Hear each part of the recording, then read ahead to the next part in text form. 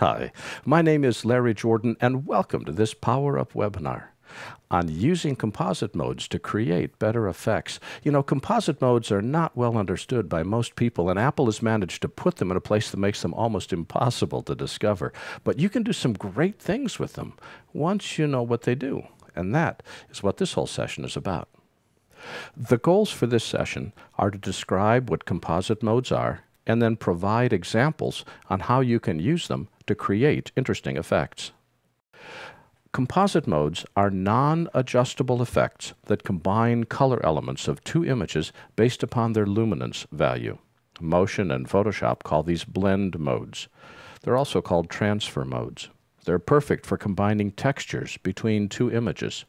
And non-adjustable means that you either like the effect or you don't. There are no settings that you need to adjust. When you're working with composite modes, there's a few things to keep in mind. You always apply the composite mode to the clip on the highest track of two or more clips. It's always the top clip that gets the effect.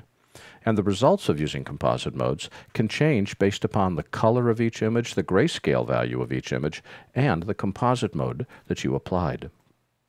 There are effects based on lighter pixel values, for example, screen and lighten. There's also add, but you don't ever want to use add because it forces your whites into super white, which is not a good thing. So just use screen and lighten. There's effects based on mid-tone pixel values, for example, overlay, hard light, and soft light. There's effects based on darker pixel values, for example, multiply and darken. And there are effects based on chroma values. Again, the examples are difference and subtract.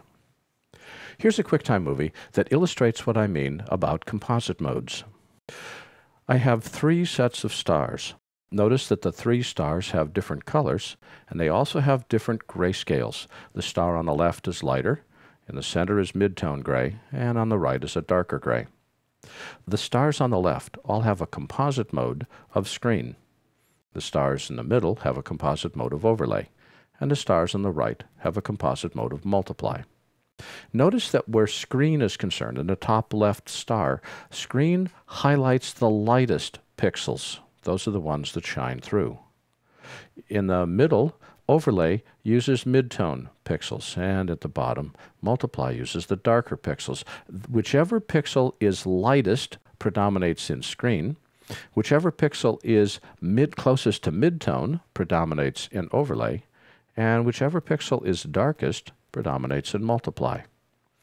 Now, I would be lying to you if I say I wrote this on a sheet of paper and I refer to it on a daily basis. Most of the time, as you'll see, I always start with the overlay effect.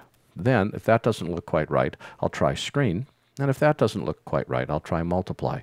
But I always experiment with them to see which one makes the most sense for the particular effect that I'm creating. And here's an example of why. Notice that in this particular QuickTime movie, you can see all 9 stars all the time. And it's only where the star and the bar intersect that we see a difference in the value of the video created. Let's take a look at a slightly different thing. I'm going to replace the black background with a background that's got multiple shades in it.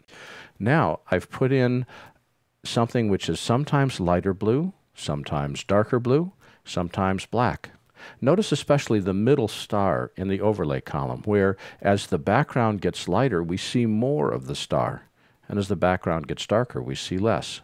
It's the interaction between elements which are not white and not black, but all those shades of gray in between, that gives composite modes the real value in terms of how we see different portions of an image and how the foreground and the background interrelate.